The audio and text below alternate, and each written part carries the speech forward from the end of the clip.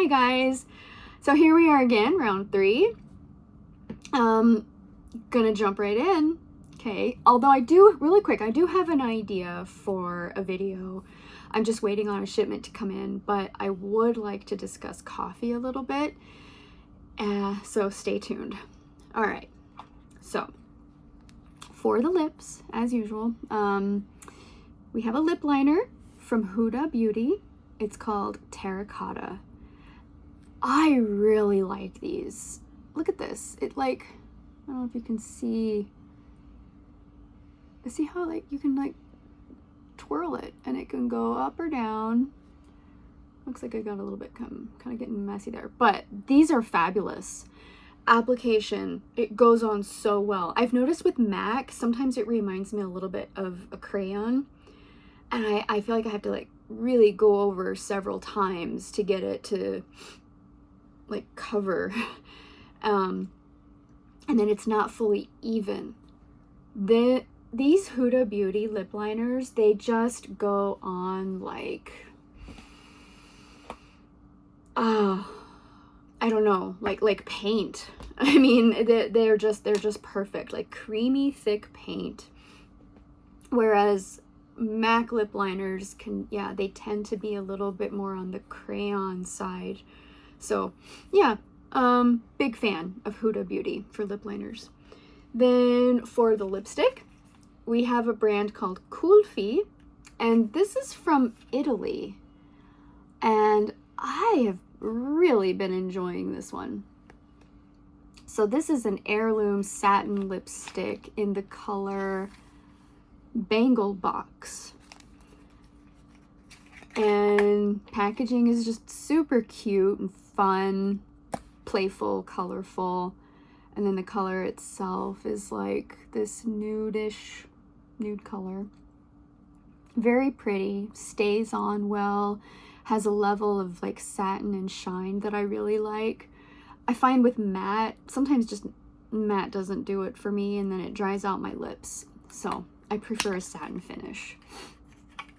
So yeah, big fan of Kulfi so far. I would definitely get them again. And they're just fun. I like hanging onto this box. It's really cute. For foundation, I know I haven't talked about foundation yet, but I just wanted to bring this one up real quick. So this is from ColorScience. It's called Flex with SPF 50, and it is fantastic.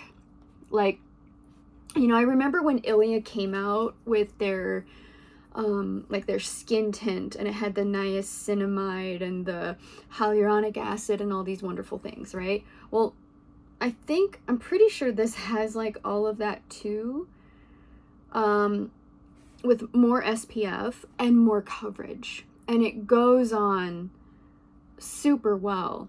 The thing I didn't like about Ilia, 2 things. Number 1, it left me just super shiny, and I'm already like, I'm prone to get kind of oily by mid-morning, and Ilia it was too much. It was just way too much shine.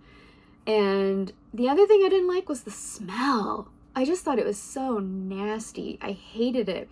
Like, it actually reminds me, so you know when you're a kid and it's summertime and you have like that little kind of round dish with like the bubble soap, and you dip your circular bubble thing to make huge bubbles and play in the yard.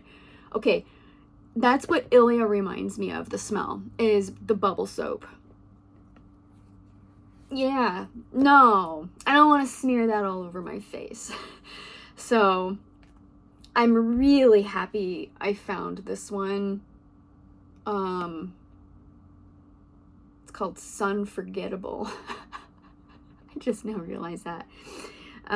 Anyhow, recommend. And like, I'll show you. So you see how it's white? That's because it's all minerals. So watch, I'm just gonna dab it. Boop. And it totally then just mirrors your skin tone. Perfect. This one is for medium skin tones. Highly recommend. Okay, moving on. I did do some eyeshadow today, and this was from Chantecaille. This is their butterfly thing that they launched in the spring. This color palette is so pretty. Oh my gosh. And so here's the packaging. So this is the Nymph Eye Trio, okay? And I'm gonna open her up and show it to you. Just gorgeous. And what I like about these, you just dab your finger. So I started with the light one and just kind of did the corners a bit, and then I came over here and I did this one from like middle to end and like up a bit, and then the purple I came back in to give like a little more depth. Really like it. Like, just kind of no nonsense, easy, and once you've applied it to your eyelid, you don't end up with a lot of excess, which another big bonus. You know, I like to play, and I like to, you know, I'm not arty. I don't really draw or paint, or I'm not into knitting, and I don't want to take on a hobby that's just going to require me to buy a bunch of excess crap, and then I end up with more crap that nobody wants, nor myself. So my face and hair and whatnot sort of are my outlet for creativity in some ways. So yeah, I really like this one. And again, you know, it just makes it easy. It makes it so that you can play, and it doesn't have to be this super messy, overly time-consuming project. I also went under a little bit, like through here, if you can see. So yeah. Okay, those are eyes. And then I did put some blush on today. I didn't go with the cream this time. Man, I always notice now I don't do the greatest with blending. That's because I'm too impatient. I'm not gonna just blend and blend and blend all day. But this is from Estee Lauder. I've had this one for a while. You can probably tell too, like the powder is getting a little dated or something. No, I mean, it's not super old, but this is Estee Lauder. The color is, what is the color? Rebellious Rose. And I like it because it's mauve-y. I really love the mauve tones.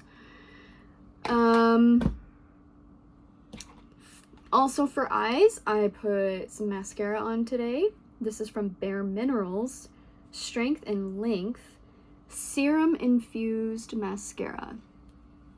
And I got into this several years ago, and I liked how it was able to apply sort of individually to the eyelashes while giving some lift, providing length, and enhancing volume a little bit. But what really attracted me to this one is that it's serum infused. Like, why is it that all of these eyelash serums, you know, you have to like apply it with this little applicator thing and put it on as if you're putting on eyeliner? Why not just put that crap in the mascara and be done with it? Like, so many people just wear mascara anyway. It would make more sense to just, you know, inject it in here. So this is the one mascara that I know of that does that. And so I always make sure that I have it like stocked up or you know, on hand. There's other mascaras, like there's a bit of a trend now with like those mascaras that when you wash it off, you just take warm water and just kind of massage the lashes and it kind of flakes off. And I like those, but I find they can look really artificial. I like this. I like this a lot because it just can kind of, you know, enhance what you have.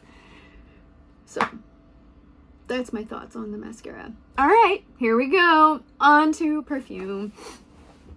By the way, so you've seen me now in 3 videos, and I really like my sweaters. I am in a little bit colder part of the world, actually, and we're coming towards the end of June. And it's still kind of cold. So that's why I'm always in my sweater. My husband says that I'm like an Ewok. So yeah. Anyway, on my wrists, on both wrists today, I have this one, Cassili by Parfums de Marly. And this one's considered a little bit gourmandy. I'm horrible with, like, you know, saying, oh, it has a note of this or a note of that. Sometimes I can kind of tell, but not always. And I'm not gonna just rehash to you what you can find on the internet. This one's nice. I find it's very light though. And for the price point, I'm not sure that I would recommend, pardon me, I'm not sure I would recommend it actually. I mean, like, the brand as a whole.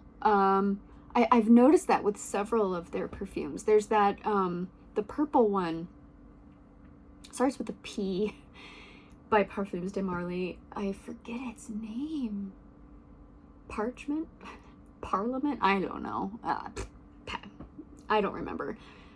But, and it smells really good, but very, very light. I don't know. Am I going nose blind to these things? Am I losing my sense of smell? Maybe. But this one is good. I sprayed this, so currently we are at 11:11, and I sprayed this, yeah, about 8 o'clock this morning, and I can still smell it, albeit lightly. I think it has peach. I get peach, and I would never think that I would want to smell like peach. Anything peach scented, I just thought, ugh. But really nice, actually. So there's like a little bit of peach and a little bit of almond. And then there's like just a little bit of a milky creaminess to it. I think it's good. If you've got the extra coin, you know, and you wanna go for it, well then go for it. I think I don't remember where I bought. I think I got it actually when Nordstrom was having a 20% off deal. It's like a couple months ago. All their beauty was 20% off. So I'd kind of been waiting to, you know, invest.